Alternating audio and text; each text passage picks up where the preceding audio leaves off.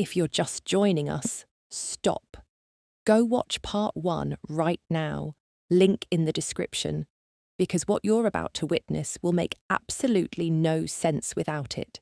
For everyone else who's been desperately waiting for this moment, welcome back. When we left off, Noelle Carter, heiress, billionaire and secret wife to Korean Mafia boss Kim Hajin, had just been violently kidnapped. The last words she heard before losing consciousness, "We have her. The Carter girl. Tell the client it's done." Her carefully guarded secret, the one she'd been too terrified to share with her own husband, was about to be exposed in the worst possible way. Not through trust, not through love, but through a ransom demand that would make Hajin question everything he thought he knew about his marriage. The question everyone's been asking in the comments is, will Hajin still love her when he finds out the truth? Well, we're about to find out, because 6 hours after Noelle's kidnapping, Hajin's phone rang, and nothing would ever be the same again. Noelle woke to darkness and pain. Her head throbbed where she'd been hit during the struggle. Her wrists were zip-tied behind her back, her ankles bound to a chair. The room was cold, windowless, and smelled of mildew and old concrete. A basement, maybe, or a warehouse. Voices filtered through the door. Men were arguing about payment, about risk, about what to do with her now that they had her. Boss said to search her. Find out everything we can. One voice said, rough American accent. Girl like that. Probably has something valuable on her. Footsteps, the door opening, light flooding in, making Noelle squint. 3 men entered, the kind of criminals who did this for a living. Cold eyes, efficient movements. One of them began searching her methodically, checking pockets, removing her phone, her wallet. He pulled out her driver's license and stared at it for a long moment. Holy shit, he breathed.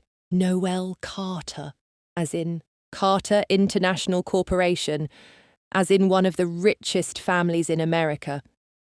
He looked at his companions with something like awe and fear. Do you know what we've got here? If we play this right, the ransom could be in the tens of millions. Her brothers would pay anything to get her back. Or, another voice said from the doorway, you could just let me have her, as we agreed. Noelle's blood ran cold. She knew that voice. Noah's ex-mistress walked into the room, looking pristine and vicious in designer clothes that seemed absurd in this dingy basement. I paid you to grab her, not to get greedy. You paid us to grab some cosmetics company director, the first man said. You didn't mention she's Noelle fucking Carter. That changes the price. The information wasn't for you, the woman hissed. She moved closer to Noelle, her expression twisted with jealousy and rage. Look at you. All this time you were slumming it, playing poor while Noah tried to marry you for your money. You know you are too valuable to lose. He failed either way, Noelle said, her voice hoarse but defiant. Because I saw through him eventually, just like I see through you. Desperate, pathetic, clinging to a man who used you as badly as he tried to use me. The slap came hard and sharp, snapping Noelle's head to the side. Shut up! You don't get to judge me. You don't get to win. You humiliated Noah, ruined his life, and then you married that Korean gangster like it was nothing. Well, guess what? Your perfect new husband is going to find out exactly who you are when we send him the ransom demand. Wonder how he'll feel knowing his wife has been lying to him this whole time. Noelle's heart sank. This was it. The exposure she'd been dreading. Hajin would find out the truth in the worst possible way, through a ransom demand, making it look like she'd been playing him all along. The kidnappers continued arguing, but Noelle barely heard them. All she could think about was Hajin's face when he learned she was a Carter. Would he think she'd been manipulating him, using him? Would this destroy everything they'd built? But as the hours stretched on, as the arguments over ransom amounts and risk assessments continued, Noel realized something. Hajin wasn't just a businessman. He was a mafia boss with connections to the Korean underworld. If anyone could find her, could mobilize resources to track her down, it was him. She just had to stay alive long enough for him to do it. And maybe, just maybe, when this was over, she could explain, could make him understand why she'd hidden the truth. She had to believe that their love was strong enough to survive this, because the alternative was too painful to contemplate. The ransom call came 6 hours after Noel's kidnapping. Hajin was in his office, coordinating with his security team, reviewing traffic camera footage, calling in every favour he had in both legitimate and criminal circles. When his phone rang with the blocked number, he knew. He recorded the call, his hand steady even as his heart hammered with fear and rage. "Mr. Kim," a distorted voice said, "we have your wife. If you want her back alive, you'll pay $10 million. Unmarked bills, instructions to follow. If you hurt her, she's fine. For now. But here's something interesting we discovered. Your wife isn't who you think she is. Noel Carter. Ring any bells? Sister to Michael, Dante, and Julian Carter, CEOs of Carter International Corporation. Worth hundreds of millions. Makes you wonder why she was pretending to be a cleaner, doesn't it? Wonder what else she's been lying about." The call ended. Hajin stared at his phone, the words echoing in his mind. Noel Carter. The name he'd suspected, the pieces he'd been putting together, but having it confirmed this way through a ransom demand felt like a punch to the gut. She was a Carter, one of the most powerful families in the cosmetics industry, and she'd never told him, had been planning to tell him, maybe, but hadn't trusted him enough yet. The hurt of that realization warred with his terror for her safety. But he couldn't focus on the betrayal now.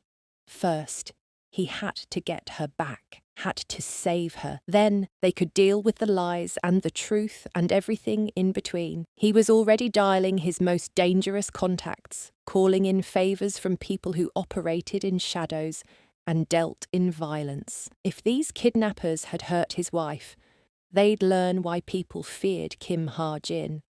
They'd learn that some things were worth burning the world down for. Within the hour, Hajin had mobilized his entire network. His security team was tracking the ransom call, analyzing Noel's last known location, reviewing every piece of surveillance footage within a 10-mile radius. His underworld contacts were putting out feelers, asking questions in places where criminals traded information, and Hajin himself was getting ready for war. Checking weapons, assembling a team of his most trusted and violent associates, preparing to do whatever was necessary to bring Noel home. But then something unexpected happened. 3 black SUVs pulled up to the estate's gates. Hajin watched on the security monitors as 6 men emerged, expensive suits, military bearing, moving with coordinated precision. Brothers, his instincts told him. Her brothers, and they looked ready to kill someone,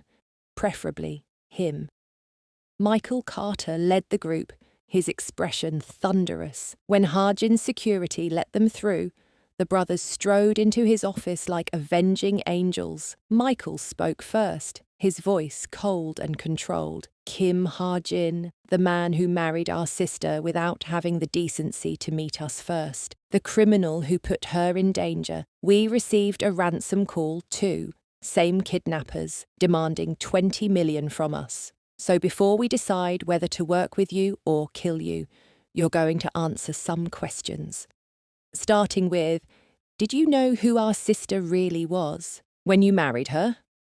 Hajin met his gaze directly, refusing to be intimidated, even though he was outnumbered, and these men had every right to their rage. "No, I suspected she came from wealth and privilege. I knew she was hiding something significant." But I didn't know she was a Carter until the kidnappers told me 30 minutes ago. She never felt safe enough to tell me the truth. And whose fault is that? Dante stepped forward, his expression dangerous. Our sister was careful because she'd just escaped a con artist who tried to marry her for money. Then she runs straight into the arms of another man who might want to use her. Can you blame her for being cautious? No, Hajin said simply. I can't, and I don't. I'm angry that she didn't trust me, hurt that she felt she had to hide, but I understand why. Your sister is brilliant and brave and has been used by people who claimed to love her. She learned to protect herself. I just wish... His voice caught. I just wish she'd believed I was different, that I loved her for who she is, not what she has. Julian, the youngest brother, studied Hajin with sharp, analytical eyes. You love her. Yes, completely, irrevocably. Hajin's hands clenched, which is why we're wasting time standing here when we should be finding her. I have resources mobilized, tracking technology, street contacts, people who owe me favors in very dark places. You have your own resources. We could work together, find her faster, or we can fight over who's to blame and let the kidnappers hurt her while we argue. Your choice. The brothers exchanged glances, having another of those silent conversations. Finally, Michael nodded. We work together, but Hajin, when this is over, when our sister is safe, we're going to have a long conversation about your intentions and your ability to protect her. And if we don't like your answers, your criminal connections won't save you from us. Understood? Understood. Hajin moved to his desk, pulled up the tracking data his team had compiled. Now, let's find her and bring her home. For the next 12 hours, the Carter brothers and Hajin's criminal organization worked in unprecedented coordination. Marcus's corporate intelligence network cross-referenced property records and financial transactions. Dante's security contacts hacked into city surveillance systems.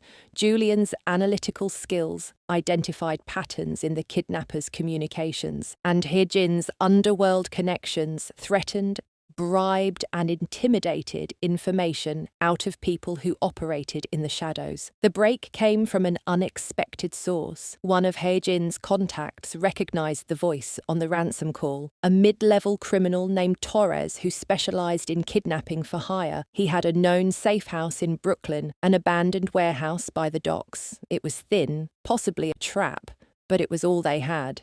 I'm going in, Hajin said, checking his weapon. His team of 8 was ready, hardened criminals who'd done worse things than raid a warehouse. You should stay here. Like hell, Michael said.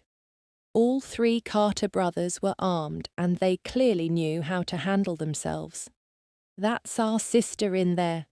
It could be a trap. It's probably a trap. Then it's a good thing we're all walking into it together, Dante said grimly, because if Noelle dies while we're standing around arguing, none of us will ever forgive ourselves.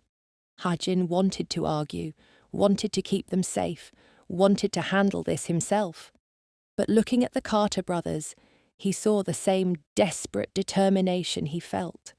These were men who loved Noelle, who'd raised her, who'd kill and die for her, just like him. Fine.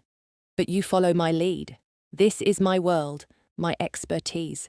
Trust me to get her out alive. We'll trust you, Julian said. For now. Don't make us regret it. The warehouse was exactly where Hajin's contact said it would be. Dark, isolated, perfect for criminal activity.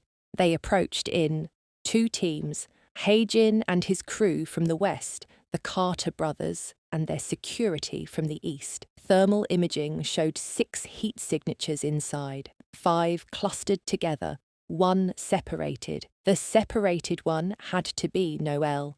Hajin gave the signal. They breached simultaneously, doors crashing open, weapons raised. The kidnappers reacted fast, reaching for guns, shouting orders. But they were outmatched and outgunned. Hajin's team moved with brutal efficiency, taking down 3 kidnappers before they could fire a shot. The Carter brothers proved they weren't just corporate executives. They fought like men trained in combat, coordinating seamlessly with Hajin's crew. The leader, Torres, grabbed Noah's ex-mistress and dragged her toward a back exit, using her as a human shield. "Back off, or I kill her," he shouted. "Go ahead," Hajin said coldly, still advancing. "She orchestrated the kidnapping of my wife. She's worth nothing to me." The woman's eyes went wide with terror. "Wait, I can tell you things. I know about Una Park. She's involved too. She helped plan this." Hajin paused. Una. Of course. The hatred in her eyes, the sabotage at work, the mysterious timing of this kidnapping, it all connected. "Where's my wife?" he demanded. "Basement! She's in the basement!" The woman was crying now, mascara streaming down her face. "Please, I just wanted revenge for Noah. I didn't mean for it to go this far." Michael Carter appeared behind Torres, moving with surprising stealth for such a large man. He pressed his gun to the kidnapper's temple. "Basement, now, or I paint these walls with your brain matter." They found Noelle in a windowless room, tied to a chair, bruised but alive. When she saw them, Hajin, her brothers, all of them covered in blood and fury and desperate relief, she started crying.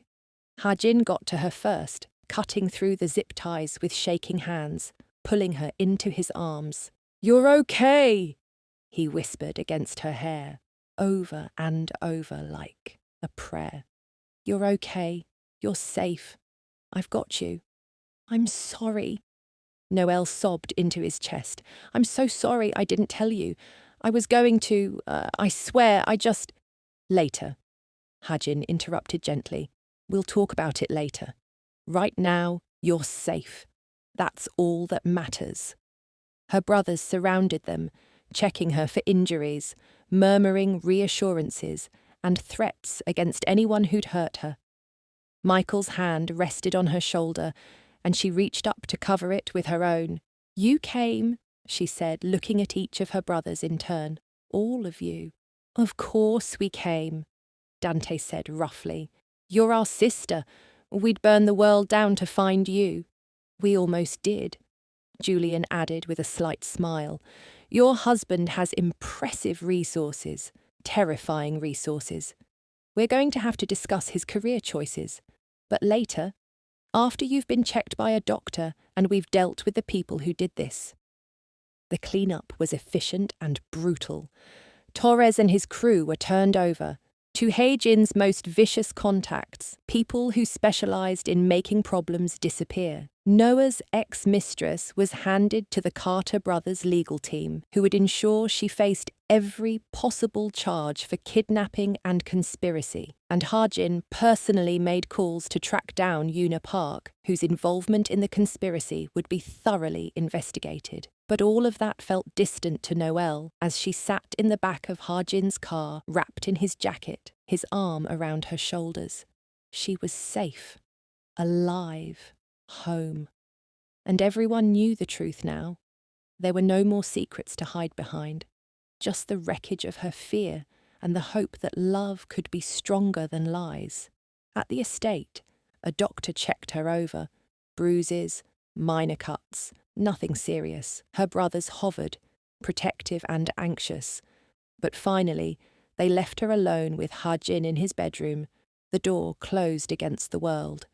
They sat on the bed, not touching, both processing everything that had happened. "I'm Noelle Carter," she said finally, her voice small. "Youngest daughter of Thomas Carter, who founded Carter International Corporation. My brothers Michael, Dante, and Julian each run divisions of our family empire. I'm worth approximately $300 million in my own right, with another billion in trust funds and inheritance. I've been groomed since childhood to take over parts of the business, trained in chemistry and business and strategy. The cosmetics industry isn't just something I know, It's my birthright, my family legacy, my entire world.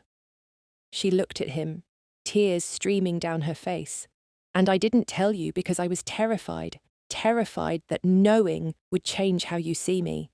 Terrified that you'd want me for my connections or my money instead of for myself. Terrified that I'd be used again. Hajin listened to all of this in silence. When she finished, he took her hand, studying it, like he was seeing it for the first time. When I married you, he said quietly, I thought you were a cleaner with mysterious knowledge and incredible courage. I fell in love with that woman, the one who stood up for her co-workers, who challenged me, who had revenge plots and refused to be a victim. Now I know you're Noelle Carter, heiress and business prodigy. But you know what? You're still the same woman I fell in love with. The money doesn't change your courage. The family name doesn't change your brilliant mind.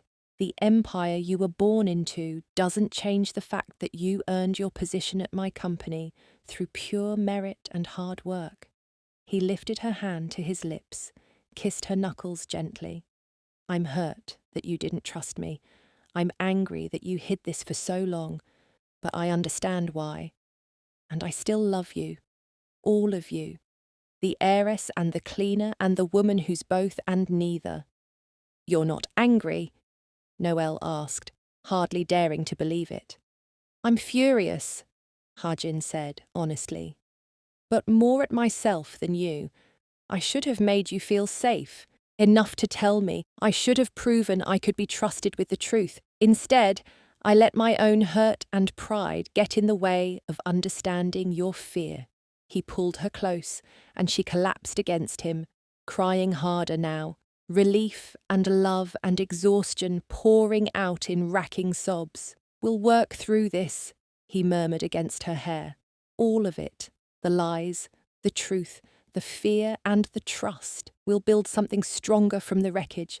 But Noelle, no more secrets. Not between us. Ever. Agreed? Agreed, she whispered. No more secrets. I promise. They held each other as the sun rose.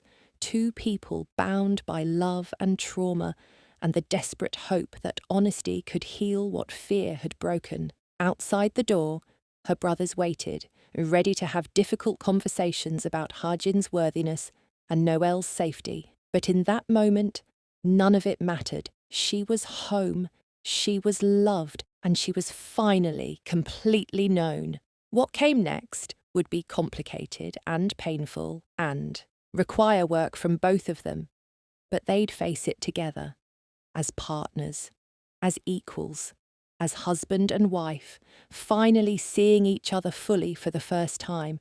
The days following the kidnapping were a whirlwind of police statements, legal proceedings, and family reconciliation. The Carter brothers took up residence in the estate's guest wing, much to Hajin's carefully concealed discomfort. They watched him like hawks, analysing his every interaction with Noelle, judging his worthiness. But slowly, grudgingly, they began to see what Noelle saw. A man deeply in love with their sister, willing to burn his world down to protect her. Michal was the first to soften. He found Hajin in the library late one night, reviewing security footage of the warehouse raid with obsessive attention to detail. Still looking for missed threats? Michael asked, settling into a chair across from him. Always, Hajin said without looking up. I let her get taken once. I won't let it happen again. It wasn't your fault. Professional kidnapping operation, inside knowledge about her movements. You couldn't have anticipated it. I should have. Hajin finally looked up, and Michal saw the guilt and fear in his eyes. Raw and unguarded. I'm supposed to be good at this. Security, threat assessment, protecting what's mine. And I failed her. They grabbed her, hurt her, terrified her. On my watch. Michal studied him for a long moment. You love her. More than anything. More than my empire, my reputation, my life. She's... Hajin's voice caught. She's everything I didn't know I needed. and I'll spend the rest of my life making sure she never doubts that again." "Good," Mikul said simply, "because she loves you too. I can see it in how she looks at you, how she defends you to us, how she trusts you even after everything she's been through. You're good for her, Hajin. You make her stronger, not smaller. You challenge her instead of trying to control her. That's rare, worth protecting. I intend to protect it, her, us." Hajin leaned back. "I know you and your brothers don't approve of my connections, my past. I won't pretend to be something I'm not. But I'm transitioning my operations to legitimate businesses, slowly, carefully, but deliberately, for her. Because she deserves a husband who isn't constantly looking over his shoulder for law enforcement or rival criminals." "That's actually impressive," Michael admitted. "Most men in your position double down when they fall in love, trying to build bigger empires to be worthy of their partner. You're doing the opposite, dismantling the criminal elements to be the man she deserves. Our father would have respected that." It was the closest thing to approval Michael had offered. Hajin felt something tight in his chest ease slightly. "Thank you." "Don't thank me yet. You still have to get through dinner with all three of us interrogating you about your 5-year plan and your ability to keep our sister safe in your world. Dante's got a whole list of questions, and Julian's been researching Korean organised crime structures for the past 2 days. Hajin groaned, but he was smiling. "Your family is terrifying. We learned from the best. Our father didn't build an empire by being soft, and our sister learned from all of us. She's a Carter through and through, brilliant, stubborn, strategic, and absolutely ruthless when protecting the people she loves, which now includes you. So, congratulations, Hajin. You've been adopted into the most demanding, overprotective, successful family in the cosmetics industry. Welcome to hell." They shared a laugh, and for the first time since the kidnapping, Hajin felt like maybe this could work. Maybe the Carter family would accept him. Maybe he could be worthy of Noelle. Maybe they could actually build a life together, one that combined her legitimate empire with his transitioning operations, her family legacy with his hard-won resources. It wouldn't be easy, but nothing worth having ever was. The investigation into Una Park's involvement revealed layers of conspiracy that shocked everyone. Una's father, it turned out, had been behind a toxic cosmetic scandal 3 years prior, one that had put Hajin's mother in a coma and nearly destroyed his legitimate business operations. They deliberately poisoned a product line, then framed Hajin's mother for negligence and corporate fraud. The goal had been to destabilize Hajin's company, forcing him to sell or merge with the Park family business. It would have positioned Una and her father for complete control. The evidence was damning: emails, financial records, testimony from blackmailed laboratory technicians. Noelle helped gather it all, using her family's resources and her own expertise in cosmetic chemistry to build an airtight case. She worked side by side with Hajin's legal team and her brother's investigators, piecing together years of conspiracy and manipulation. This is what she wanted all along, Noelle said, reviewing another file of incriminating evidence. Not just Hajin, but his company, his empire, his mother's legacy. She and her father have been playing a long game: sabotage, fraud, attempted murder, all so they could swoop in as saviors and take everything. Well, they failed, Hajin said grimly. And now they'll pay for what they did. My mother has been in a coma for 3 years because of them. 3 years of wondering if she'd ever wake up, if she'd ever know I cleared her name. They stole that from both of us. Noelle reached for his hand, squeezed it gently. We'll make sure everyone knows the truth, and we'll make sure they face justice. Both kinds, legal and the kind you specialize in. Hajin looked at her. This woman who understood both his legitimate business side and his criminal connections, who could navigate boardrooms and underworld dealings with equal skill. You're terrifying. You know that? Beautiful and brilliant and absolutely ruthless. I love it. I learned from my brothers and from you. She smiled, but it was sharp-edged. Yuna wanted to destroy you. Instead, she's going to find out what happens when you come for a Carter and her Mafia boss husband. Together, we're unstoppable. The press conference was scheduled for the following week. Hajin would announce a major product launch, Noel's adaptive foundation line, which had been completed ahead of schedule and exceeded all performance expectations. But he'd also use the platform to expose the Park family conspiracy, presenting evidence of their corporate fraud and attempted murder. It would destroy them utterly.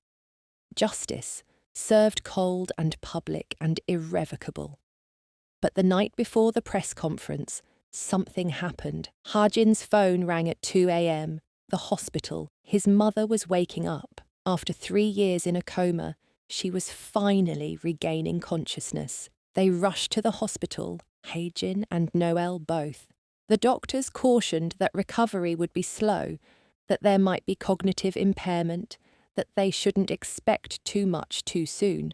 But when Hajin entered his mother's room and saw her eyes open, focusing on him with recognition and love, he broke down completely. Noel stood back, giving him space for this private moment, tears streaming down her own face at witnessing their reunion. Hajin, his mother whispered, her voice hoarse from disuse. My son. I'm here, Ioma, he said, holding her hand like a lifeline. I'm here, and you're going to be okay. Everything's going to be okay now. She looked past him to Noel, her eyes questioning. Hajin followed her gaze, then smiled through his tears. Ioma, this is Noel, my wife, the woman I love more than anything in this world. She helped clear your name. She helped find the people who hurt you. She's been my partner through everything. His mother studied Noel for a long moment, then smiled weakly. Beautiful, she murmured. Strong, good, you chose well, my son. Noel moved closer, taking Hajin's mother's other hand. It's an honor to meet you, Mrs. Kim. Hajin talks about you constantly. He loves you so much. We both do. Family, Mrs. Kim whispered, looking between them. You are my family now. It was a blessing, an acceptance, and a promise all at once. And when the doctors finally ushered them out to let her rest, Hajin pulled Noel into his arms and held her like she was the only thing keeping him grounded. Thank you, he whispered, for being here, for helping me, for loving me enough to fight beside me. Always, Noel promised. We're in this together, forever. The press conference the next day was explosive. Hajin stood at the podium with Noel beside him, not as a cleaner, not as a mysterious director, but as Noel Carter, heiress and co-creator of the revolutionary product line. They'd decided to go public with everything, their marriage, her true identity, the conspiracy against them. No more secrets, no more hiding. The media went wild. The story had everything: romance, betrayal, corporate espionage, organized crime connections, a Cinderella narrative turned on its head. But the real bombshell came when Hajin presented the evidence against the Park family: emails, financial records, expert testimony about the poisoned cosmetics line. The proof was irrefutable. Yuna and her father were arrested before they could flee the country. The charges were extensive: corporate fraud, conspiracy to commit murder, attempted murder, blackmail, racketeering. They'd spend decades in prison, and their family business, built on lies and theft and violence, would be dismantled and absorbed by Hajin's company. Poetic justice.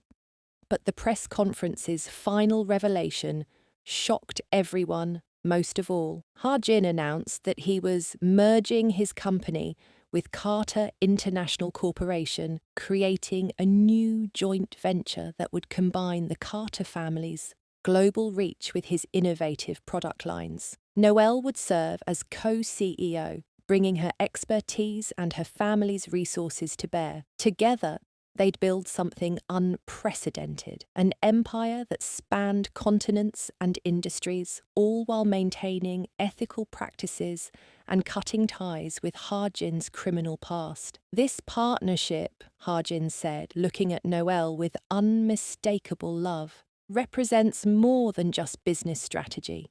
It represents the future my wife and I are building together, a future where strength and integrity coexist, where innovation meets tradition, where two people who started as strangers have become the most important thing in each other's lives, partners in every sense of the word. The questions came fast and chaotic, but Noelle and Hajin handled them together, presenting a united front. Yes, they'd married impulsively. Yes, she'd worked as a cleaner in his company. Yes, they'd fallen in love despite, or perhaps because of, the unusual circumstances. And yes, they were committed to building something that honoured both their families while forging their own path. When they finally left the press conference, exhausted but triumphant, Noelle's brothers were waiting. The approval in their eyes said everything. Marcus pulled Hajin aside. "Take care of her," he said simply. "Make her happy. Build this empire together, and if you ever need anything, resources, connections, backup, you call us. You're family now." "Thank you," Hajin said, meaning it with everything he had. "I won't let you down, or her, ever." The final confrontation with Noah came 2 weeks later. He appeared at the estate's gates, haggard and desperate, begging to speak with Noelle. Hajin wanted to have him thrown out, but Noelle insisted on seeing him. "Closure," she said. One last conversation to put this chapter behind her for good. They met in the estate's sitting room. Noah looked terrible. His business had collapsed after the wedding scandal. His reputation destroyed, his financial situation dire. He'd lost everything, and he wanted Noelle to know he was sorry. "I was wrong," he said, unable to meet her eyes. "About everything. I should have loved you for who you were, should have valued what we had instead of chasing money. I destroyed the best thing in my life because I was greedy and stupid and thought I was weak." Noelle interrupted. "Thought I was someone you could manipulate and control. Thought I'd be so desperate for love that I wouldn't notice you were using me." "Yes," Noah admitted miserably. "I underestimated you. Your strength, your intelligence, your worth, and I paid for it.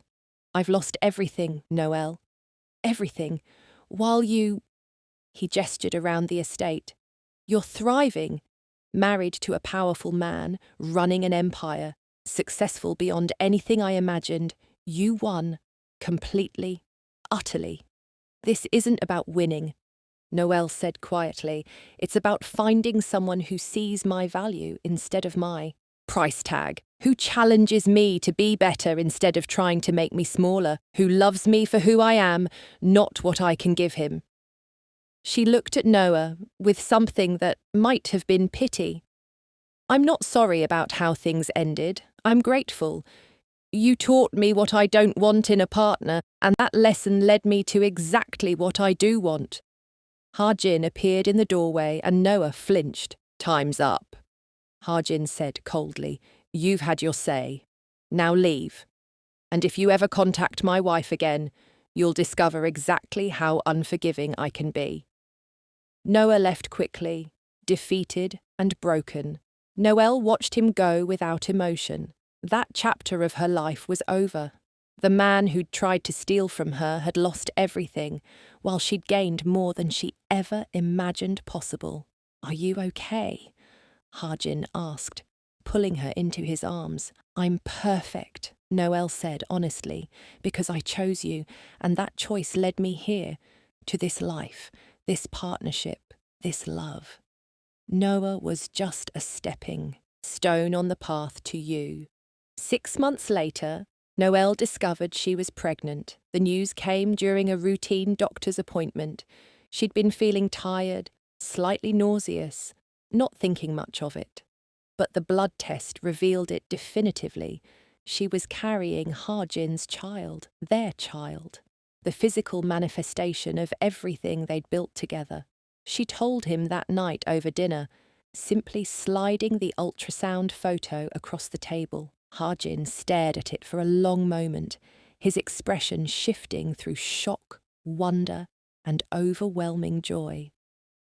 Then he was around the table, pulling her into his arms, laughing and crying simultaneously. "We're having a baby," he said, like he couldn't quite believe it. "You're pregnant. We're going to be parents." "Yes," Noelle laughed, crying too. "Surprise! Our family is growing. I need to increase security, baby-proof the estate, hire the best paediatrician in the state, set up trust funds, make sure everything is perfect for—" "Hajin," Noelle interrupted gently. "We have time. 9 months. We'll figure it out together, like we figure everything out, as partners." He knelt in front of her, pressed his forehead to her stomach. "I love you," he whispered, "both of you. So much it terrifies me." "Good," Noelle said, running her fingers through his hair. "Being terrified means it matters, and this matters more than anything." The announcement to their families was met with chaos and celebration. The Carter brothers immediately started planning college funds and business succession strategies. Hajin's mother, now recovered and living in the estate's East Wing, cried tears of joy at the prospect of a grandchild. The companies prepared for maternity leave and succession planning, but beneath all the practical preparations was something deeper, pure, uncomplicated happiness. The final gesture came on their first anniversary. Hajin called Noelle into his office, looking nervous in a way she rarely saw. On his desk were documents, legal papers transferring ownership of his entire empire to joint ownership. Everything he'd built, every asset, every property, every business interest, all of it now belonged to both of them equally. "I know we're already married," he said. "I know we're already partners, but I wanted to make it official in every way possible. What's mine is yours, not because of legal obligation or business strategy, but because I trust you. Completely. With my empire, my future, my heart, everything." Noelle stared at the documents, understanding the enormity of what he was offering. Complete trust, complete partnership, complete equality. "Hajin, this is—" "What you deserve," he interrupted. "What we deserve. I'm not the same man I was when we met. You changed me, Noelle. Made me want to be better, do better. Build something meaningful instead of just powerful. This empire is as much yours as mine, maybe more, because you gave it purpose beyond profit." She signed the documents, with shaking hands, then pulled him into a kiss that spoke of love and trust and a future they'd build together. "I have something for you too," she said, pulling out her own set of papers. "The Carter Family Trust. I'm adding you as a co-beneficiary. My brothers and my lawyers fought me on it, but I insisted. What's mine is yours. We're equals in every way, partners for life." They held each other in his office, surrounded by the legal proof of their commitment, and felt the weight of how far they'd come.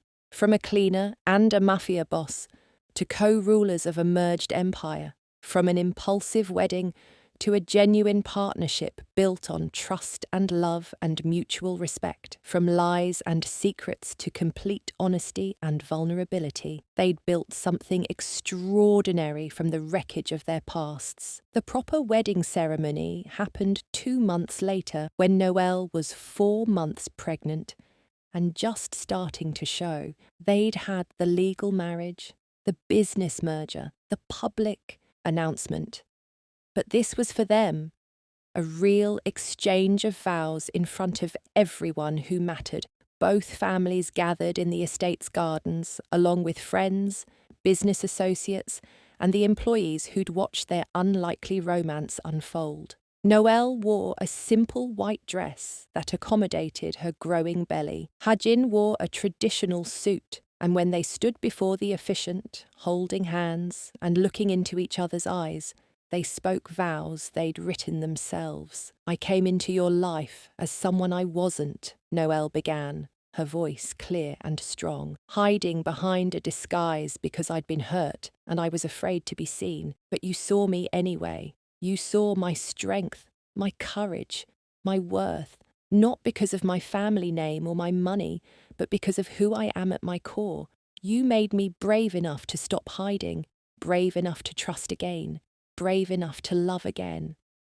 I promise to stand beside you as your equal partner, to challenge you when you need it, and support you, always, to build this empire and this family with you, to love you for exactly who you are, the good, the complicated, and everything in between, forever." Hajin's voice was rough with emotion when he spoke. "I married you on impulse, thinking I was making a strategic decision, but you were never a strategy, Noelle. From the moment you challenged me in that conference room, you were my transformation. You made me want to be the man you deserved, honest, vulnerable, worthy of your trust. You saw past the Mafia boss to the person underneath. You loved me despite my past, my connections, my mistakes. You made me believe I could be more than what I was built to be. I promise to protect you and our child with everything I have, to honor your strength instead of trying to control it, to build a life with you that combines our worlds into something better than either could have created alone, to love you completely, honestly, forever. You are my partner, my equal, my home, and I am yours." When they kissed, sealing their vows, everyone erupted in applause. The Carter brothers stood with Hajin's mother, all of them crying unashamedly. Rosa and the other former cleaners cheered. Business associates who'd watched this impossible romance unfold smiled and shook their heads in wonder, and Noelle and Hajin held each other, knowing that this moment, this public declaration of love and commitment, was the beginning of their real life together. 5 months later, Noelle gave birth to a daughter. They named her Grace, for the grace that had brought them together despite impossible odds, for the grace they'd learned to give each other through mistakes and secrets and healing. When Hajin held his daughter for the first time, looking down at her tiny, perfect face, he cried. This was everything he'd never known he wanted, everything worth fighting for. Hajin's mother was there, fully recovered, holding her granddaughter with tears of joy. The Carter brothers took turns, being fiercely protective uncles, and Noelle watched her family, the one she was born into and the one she'd chosen, surround her daughter with love, and knew she'd finally found where she belonged. The empire they built together thrived. The merged company became an industry leader, combining innovation with ethics, Korean and American markets, old money legitimacy with new money innovation. Hajin completed his transition out of criminal enterprises, using his connections to help others make the same change. The Carter family fully accepted him, and he became as much a brother to Mikul, Dante, and Julian as he was a son to his own mother. But more than the business success, or the family acceptance, or the wealth and power, what mattered was what they'd built between them. A partnership based on trust earned through honesty, a love that had survived secrets and fear and violence, a family created from the wreckage of their pasts. Years later, when Grace asked how her parents met, Noelle and Hajin would exchange a knowing look. "It's complicated," Hajin would say with a smile. "Your father proposed to me at my wedding to another man," Noelle would add. "I was working as a cleaner. He was a CEO with a complicated past. We fell in love while I was hiding who I really was." "That sounds crazy," Grace would say. eyes wide. It was, they'd agree together. But it was also perfect, because sometimes the craziest decisions lead to the most extraordinary lives. Sometimes you have to be brave enough to take a chance on someone, even when it makes no sense. Sometimes love requires trust, and trust requires honesty, and honesty requires courage. And sometimes, just sometimes, everything works out better than you ever dreamed possible. And in the end, that's exactly what it was. Better than dreams, stronger than fears, and absolutely, completely real. The end. Thank you for joining Noelle and Hajin on their incredible journey from a betrayed bride to a powerful CEO, from a cold mafia boss to a devoted husband and father. Their story proves that love can transform even the most unlikely circumstances into something extraordinary. Did you enjoy this dramatic romance? Then smash that like button and subscribe for more thrilling stories of love, revenge, and redemption. Hit the notification bell so you never miss when I drop the next epic tale. Drop a comment below. What was your favourite moment in Noelle and Hajin's story? Did you suspect Yuna's involvement from the beginning? What do you think happened to Noah after his final confrontation? Should I write a sequel about Grace when she grows up? Want more addictive romance stories? Check out my playlist of mafia dramas, revenge plots, and forbidden love stories that will keep you binge-watching for hours. Share this video with anyone who loves dramatic romance, strong female leads, and love stories that defy the odds. Until next time, remember, the best love stories are the ones where two broken people help each other heal, where trust is earned through honesty, and where courage leads to extraordinary happiness.